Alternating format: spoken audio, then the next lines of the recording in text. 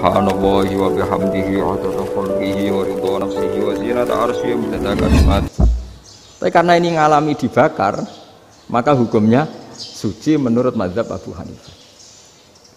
Dan itu sering ulama itu sampai apa? Saya punya kitab fikih namanya Fardul Masail. Pengandaian ada masalah. Jadi masalah itu belum terjadi tapi diandaikan. Misalnya kayak di Texas. Bumi itu bulat bola. Texas itu kalau dibor itu pas Ka'bah. Lalu kiblatnya di mana? Bumi ini kan hanya rubuk-rubuk seperempat, yang ada arah itu seperempat. Tapi kalau Ka'bah itu sama Texas atau Texas dengan Ka'bah itu lalu kiblatnya mana?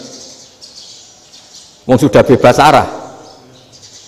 Maka ilmu mengatakan mara'ahu muslimuna hasanan fawa indahu hasanun.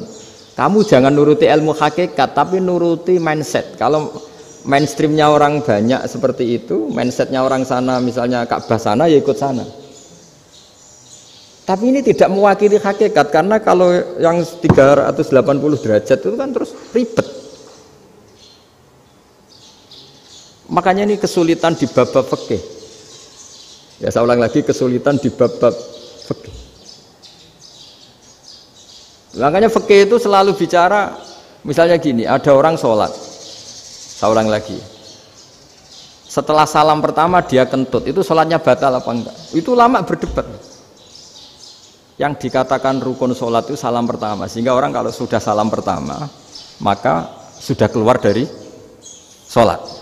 Maka kalau kentut enggak apa-apa, wong yang keluar dari sholat itu salam pertama. Tapi lalu pertanyaannya, kenapa Nabi salam 2 kali? Lalu yang kedua gunanya apa? Ribet kan, partai ini kalah pasti kalau ditanya gitu. Tapi kalau ditanya dibalik, sholat itu satu ibadah yang dimulai dengan takbir, yang diakhiri dengan salam. Berarti salam pertama itu pengakhir apa nunggu salam kedua? Pertama, di semua ulama bilang salam pertama.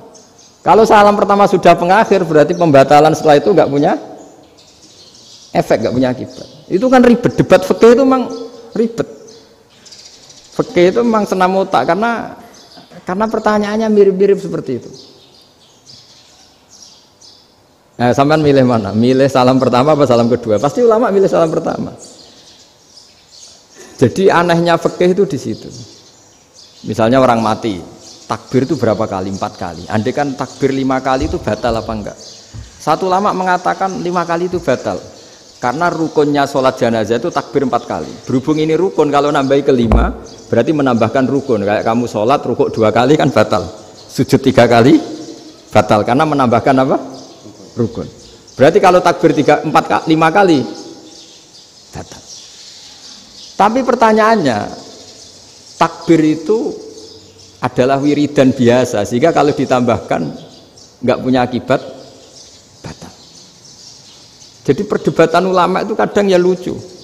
Kayak kemarin Pak Haris pas pertama bertamu ke sini mau ngundang saya, tak ceritain. Dulu sholat jenazah itu pasti mayat di depan. Karena lazimnya sholat jenazah itu mayat di depan. Tapi mulai dulu ulama sudah berpendapat, andai kan jenazahnya di belakang pun tetap sah. Fa'innal janazah laisat bi imamin, karena jenazah itu tidak imam. Kenapa harus di depan? Oh, tidak imam kok harus di depan. Itu mulai dulu. Sehingga ketika Arab Saudi pernah mengalami tragedi, ada orang yang dibungkus kayak mayit, ternyata senjata. Setelah di dekat Ka'bah dipakai. Dulu tragedi tahun berapa itu? Pokoknya pernah ada tragedi itu. Semenjak itu Arab Saudi kalau ada orang mati tetap di kamar mayit, terus ada sholat jenazah. Padahal mayitnya di belakang yang jamaah. Jadi meskipun kita tidak akan bikin ajaran baru jenazah di belakang, ya tidak keren, kasihan kan. Tetap biasanya di depan ya di depan. Tapi meskipun jenazah ini di depan, kita tetap berpendapat andai kan di belakang tetap sah, tapi nggak usah dipraktekkan. Nah, pentingnya ilmu ini begini. Saya misalnya di Rembang, boleh nggak nyolati ghaib jenazah yang di Surabaya? Boleh kan? Padahal yang kita solati di belakang. Jadi ilmu itu penting. Cocok tidak cocok, nama ilmu itu penting. Terus ada gini lagi pertanyaan di fikih. Memang saya sengaja akan ngaji fikih. Kalau ngaji intelektualitas orang Muhammadiyah juara lah. Tapi ini ngaji fikih. Ada orang sarongnya itu pas sampai lutut. Kalau berdiri lututnya tertutup, tapi nanti kalau ruko agak jengking lututnya terbuka. Itu batalnya nunggu ruko apa mulai takbir sudah batal? Padahal pasti nanti batal kalau ruko ini. Itu ada ulama yang mengatakan, ya batalnya nunggu ruko. Bagaimanapun terjadinya pembatalan waktu ruko. Ada ulama mengatakan yang enggak mulai awal sudah tidak sah itu, karena pasti ngalami batal. Nah, pertanyaan-pertanyaan seperti itu penting karena lalu Allah menilai apa? Ya nilai niatnya. Misalnya gini, kalau contoh itu mungkin Anda tidak tertarik, tapi contoh begini. Kita mau operasi jam 10 siang.